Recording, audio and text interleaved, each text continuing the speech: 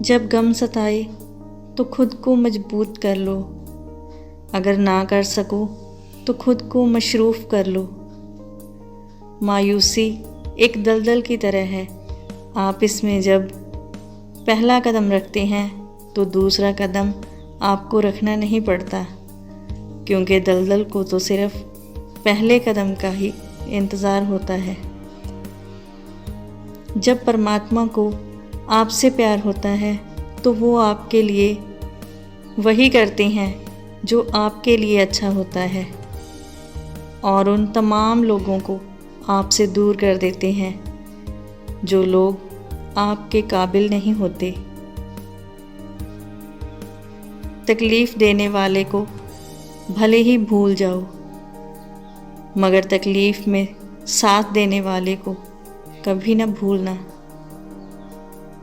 अपनी समस्याओं को कभी किसी के साथ साझा ना करें, क्योंकि 80% लोग उन समस्याओं की परवाह नहीं करते और उनमें से 20% लोग खुश हो जाएंगे आपको तकलीफ़ में देखकर। दुख में भगवान को याद करने का हक उसी को है जिसने सुख में उसका शुक्र अदा किया हो। याद रखना, समय का ग्रहण तो सूर्य और चंद्रमा को भी झेलना पड़ता है। अगर किसी काम को करने में डर लगे तो ये संकेत है कि आपका काम वाकई बहादुरी से भरा हुआ है।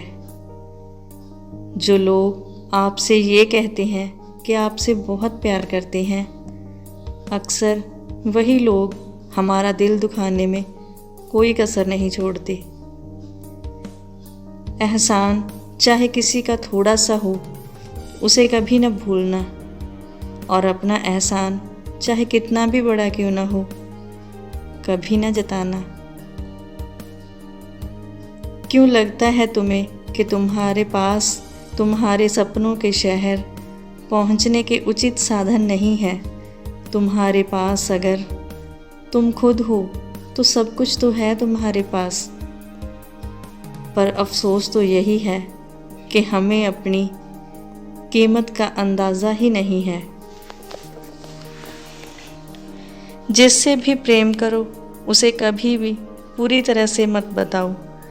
सामने वाले को जिस दिन ये समझ आ गया, वो आपका फ़ायदा उठाना शुरू कर देगा। जिस इंसान पे हम सबसे ज़्यादा भरोसा करते हैं, वो इंसान हमें झूठ बोलने से पहले एक बार भी नहीं सोचता। मौन और मुस्कुराहट दो शक्तिशाली उपकरण हैं। मौन कई समस्याओं को हल करने का तरीका है और मुस्कान कई समस्याओं से बचने का। नाम और पहचान चाहे छोटी हो पर अपनी होनी चाहिए। गलती नीम की नहीं कि वो कड़वा है, खुदगर्जी तो जीभ की भी है कि उसे मीठा पसंद है।